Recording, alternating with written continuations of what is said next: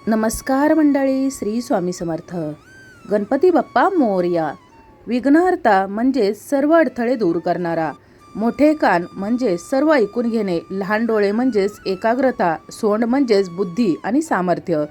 एका हातामध्ये मोदक सुखाचे प्रतीक, तर दुसऱ्या हातात परशु अहंकार तोडण्यासाठी. तिसऱ्यात पाश भक्ताला आपल्याशी बांधण्यासाठी, तर चौथ्यात आशीर्वाद मुद्रा घाबरू नकोस.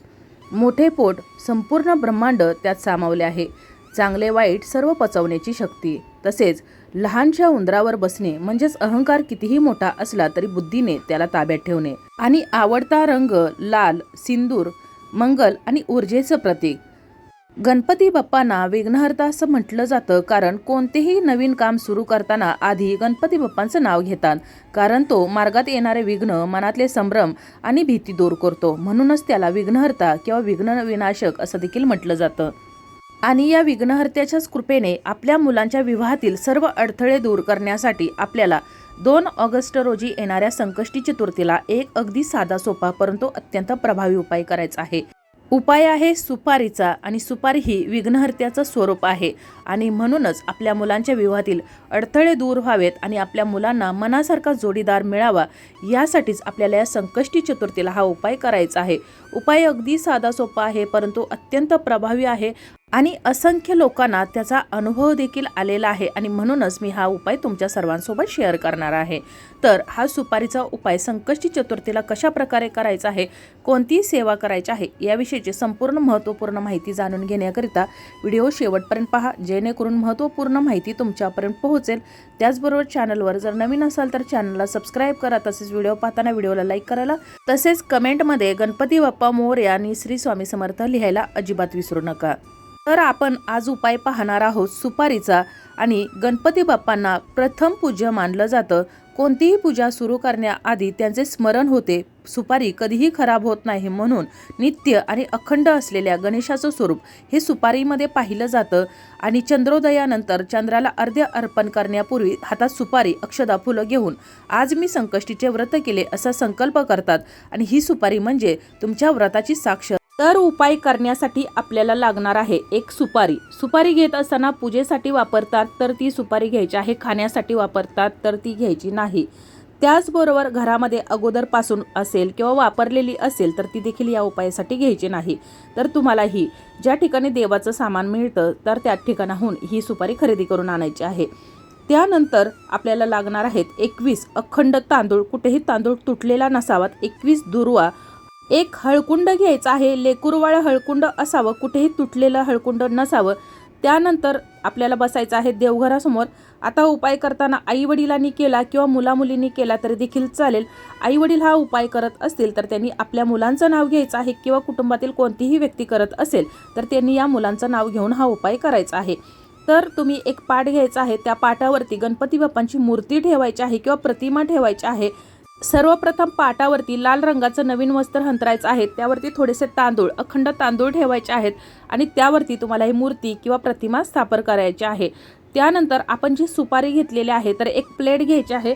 त्यामध्ये 1 रुपयाचं नाणं ठेवायचं आहे. त्याच्यावरती ही सुपारी ठेवायची आहे आणि या सुपारीला तुम्हाला अभिषेक करायचा आहे. अभिषेक करत असताना तुम्हाला विघ्नहर्त्याचं, गणपती बाप्पाचं नामस्मरण करायचं आहे.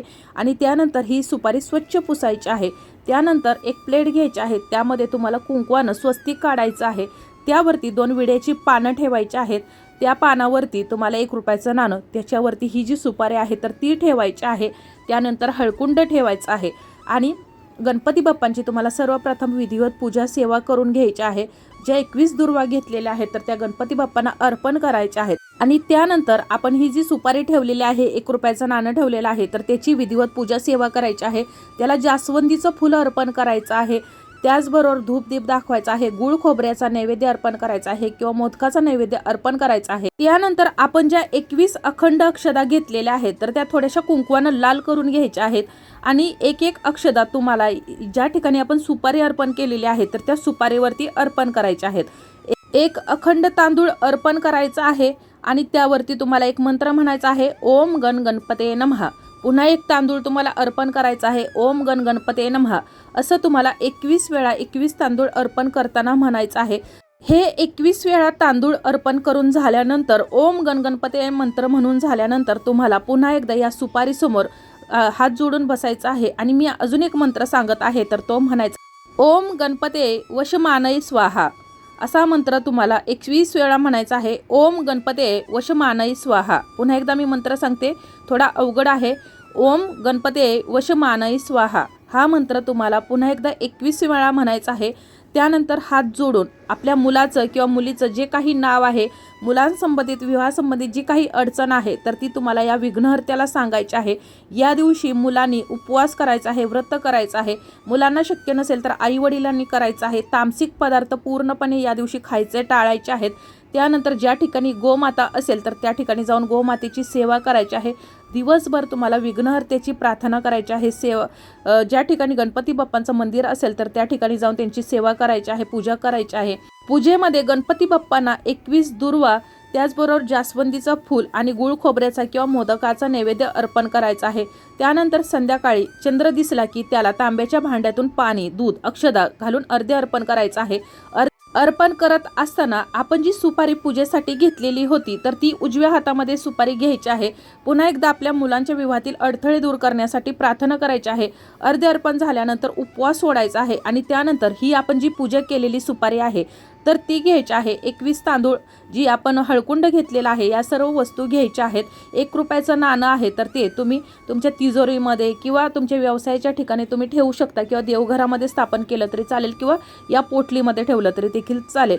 आणि त्यानंतर तुम्हाला याची छोटीशी पोटली तयार करायची आहे आणि ही तुम्ही देवघरामध्ये स्थापन करू शकता किंवा तुमच्या घराचा जो मुख्य प्रवेशद्वार आहे जिथून आपल्या घरामध्ये विघ्न, संकट, बाधा, अडचणी येतात तर त्या मुख्य दरवाजाच्या आतल्या बाजूला चौकटीच्या वरती तुम्हाला ही जी पोटली आहे तर ती बांधायची आहे. दररोज सकाळ संध्याकाळ देवपूजा करताना याला धूपदीप दाखवायचं आहे.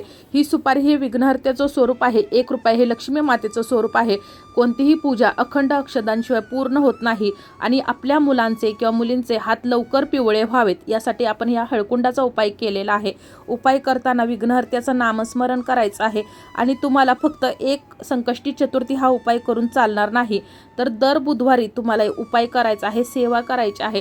तर सेवा काय करायची आहे तर ही जी पोटली आपण ठेवलेली आहे अभिमंत्रित करून तर ती पुन्हा तुम्हाला सुपारी घ्यायची आहे, पुन्हा अभिषेक करायचा आहे. पुन्हा तुमच्या मुलांच्या विवाहासंबंधित जी काही अडचण समस्या आहे तर तुम्हाला या वस्तूंवरती सांगायचे आहे. पुन्हा तुम्हाला अर्घ्य अर्पण करून नंतर ही जी पोटली आहे तर तुम्हाला घराच्या चौकटीच्या आतल्या बाजूला बांधायची आहे.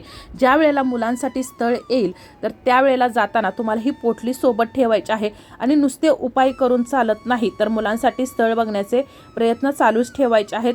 फक्त उपाय आणि सेवा करून चालत नाही तर त्यासाठी प्रयत्न देखील करावे लागतात. आणि सुपारी ही विघ्नहर्त्याचं स्वरूप आहे आणि म्हणूनच आपल्या मुलांच्या विवाहातील अडथळे दूर व्हावेत आणि मुलांना मनासारखा जोडीदार मिळावा यासाठी आपल्याला हा उपाय करायचा आहे.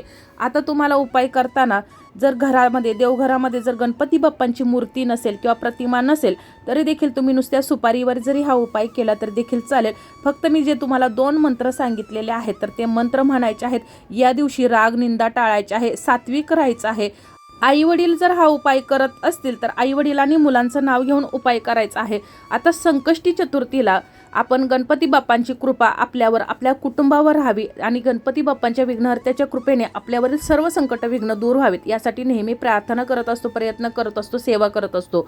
मग तुम्हाला जर तुमच्या व्यवसायामध्ये जर काही अडचणी येत असतील, घरामध्ये जर पैसा टिकत नसेल, घरामध्ये काही ना काही अडचणी, समस्या, विघ्न येत असतील तर त्यावेळेला तुम्हाला मी ज्याप्रमाणे 1 सुपारी सांगितलेली आहे तर त्याप्रमाणे तुम्ही 2 सुपाऱ्या ठेवायच्या आहेत किंवा 3 सुपाऱ्या ठेवल्या, 1 रुपयाचं नाणं ठेवलं तरी देखील चालेल.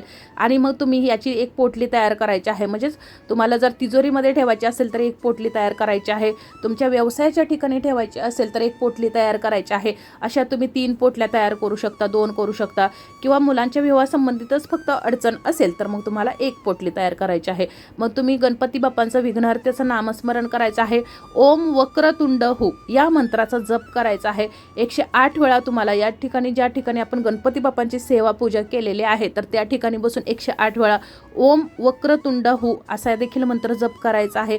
यामुळे देखील तुमच्या मुलांच्या विवाहातील अडचणी किंवा घरामध्ये ज्या काही अडचणी आहेत, व्यवसायामध्ये किंवा नोकरीमध्ये, मुलांच्या शिक्षणामध्ये ज्या काही अडचणी येत असतील, घरामध्ये सतत कोणी ना कोणी आजारी पडत असेल, पैसा टिकत नसेल तर त्यासाठी हा अत्यंत प्रभावी मंत्र आहे. पुन्हा एकदा मी मंत्र सांगते. ओम वक्रतुंड हू हा मंत्र म्हणायचा आहे आणि मुलांच्या विवाहातील अडचणी दूर होण्यासाठी ओम गणपते नमः आणि मी दुसरा जो मंत्र सांगितलेला आहे तर हे 2 तुम्हाला मंत्र म्हणायचे आहेत. मनापासून आणि श्रद्धेने केलेली सेवा कधीही वाया जात नाही. फक्त सेवा आणि उपाय करताना फक्त आपल्यापुरताच मर्यादित ठेवायचा आहे. आजूबाजूच्या 4 व्यक्तींना समजेल अशा पद्धतीनं करायचा नाही आणि 5 बुधवार किंवा 7 बुधवार तुम्हाला हा उपाय करायचा आहे. दरवेळेला मी अगोदर सांगितलं त्याप्रमाणे तुम्हाला जशी पूजा करायची आहे त्याप्रमाणे करायची आहे. तर अशा प्रकारे संकष्टी चतुर्थीला आपल्या मुलांच्या विवाहातील अडथळे दूर होण्यासाठी तसेच कुटुंबावरील संकट, विघ्न, अडचणी, बाधा दूर होण्यासाठी आपण कशा प्रकारे सुपारीचा उपाय करायचा आहे याविषयीची अगदी थोडक्यात पण महत्त्वाची माहिती जाणून घेतलेली आहे. तरी देखील तुमच्या जर काही अडचणी, समस्या असतील तर तुम्ही मला कमेंटमध्ये विचारू शकता. माहिती आवडली असेल तर व्हिडिओला लाईक करा, चॅनलला सबस्क्राईब करा आणि हा व्हिडिओ जास्तीत जास्त शेअर करा. धन्यवाद.